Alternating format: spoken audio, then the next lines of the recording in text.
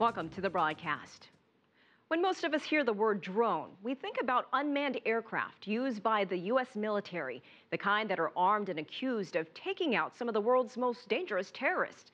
But the technology that powers these robots in the sky is starting to make its way into airspace around the world for hobbyists and for law enforcement. These drones can carry cameras, listening equipment, and infrared sensors, all of which can be used to spy on people. That's why these advances in technology are raising red flags about personal privacy rights. America's Now contributing correspondent Jessica Stone files this report.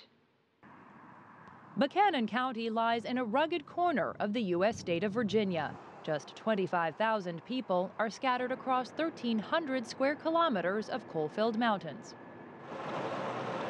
It's where coal-fired power creates electricity used across the state, and where, just a few miles down the road, the town of Grundy, Virginia memorializes its law enforcement officers who died in the line of duty from the early 1900s to 2011. The tragedy that we had here on March 13, 2011. March 13, 2011.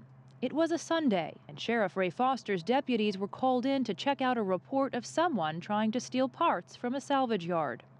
Well, when we got up there, or they did, a sniper was in layaway for him with a .223 high-powered rifle with military ammunition. The sniper, hidden under pine boughs on a nearby hill, fired down on members of the Buchanan County Sheriff's Department for more than 50 minutes, shooting through car doors, windshields, and even the officers' bulletproof vests. And I told him to shoot the fella, and when he pulled the trigger, then the other fella simultaneously pulled the trigger and shot him between the eyes. And he fell at my feet, and I was trying to get him out of the road and get him in behind where he wouldn't be hit no more. But he was done and dead. Lost in the shootout, Deputy Neil Justice and Deputy Billy Stiltner. 2 more men were severely injured. Sheriff Foster's loss didn't stop at the county line. Steve Dye, the sheriff in neighboring Russell County, Virginia, felt it too. I guess when you have to make the decision to send your men into harm's way, you want to give them every benefit of the doubt, every opportunity to succeed. You want to see them go home at the end of the shift. All right, so I'm going to hit takeoff. Okay. So in the fall of 2012, Sheriff Dye bought 2 unmanned aircraft, or drones. This is one of them. Its battery life lasts up to 45 minutes, and it can only be flown within 150 yards of the operator. It doesn't have any infrared, any radar, or any weapons on its graphite frame.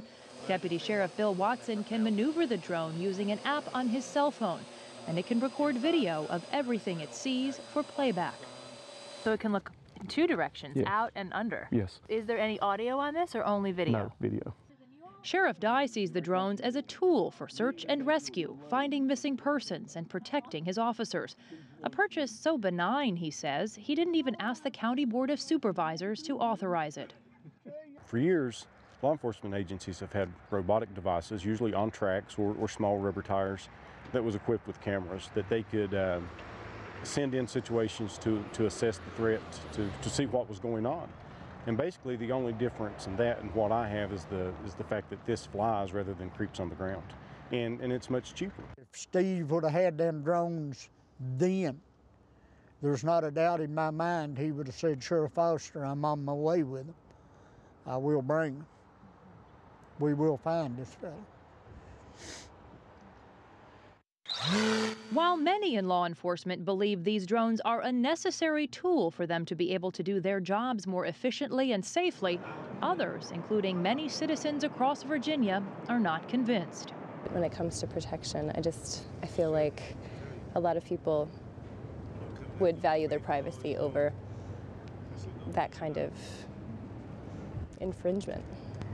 It's sort of our responsibility to attempt to legislate against anything that can be used as a weapon.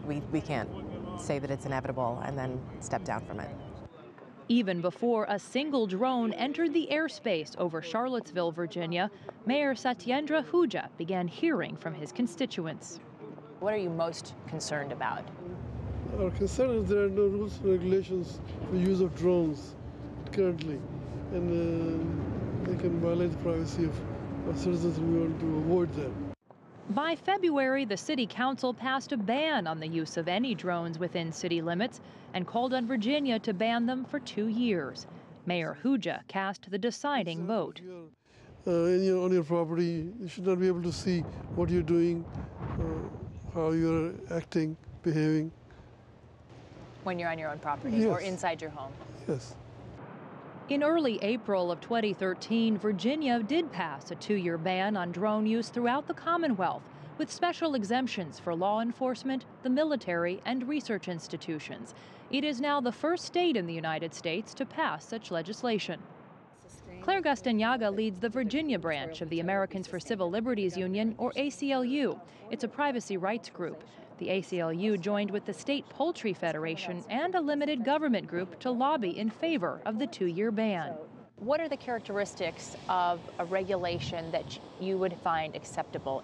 No weapons on drones, warrants for police use of drones to investigate somebody or to surveil somebody, public participation in the decision whether drones should be used at all in Virginia or in a particular locality, some restrictions on the use of the data that's collected so that it doesn't go to some big database in the sky that anybody can access at any time to get personal information about you. And finally, some method of measuring the use and accountability for the use so that the public can decide after the fact, gee, you know, we thought it was a good idea and now we've decided it's not such a good idea. Gastañaga says she supports law enforcement's use of unmanned aircraft during life and death situations, but she also believes Virginians should use the next 2 years to set limits and define the specific use of drones. We're concerned about the abuse of the use of drones, not just the use of drones per se. The U.S. government has until 2015 to develop broader regulations on where, when, and how civilian or commercial drones can fly.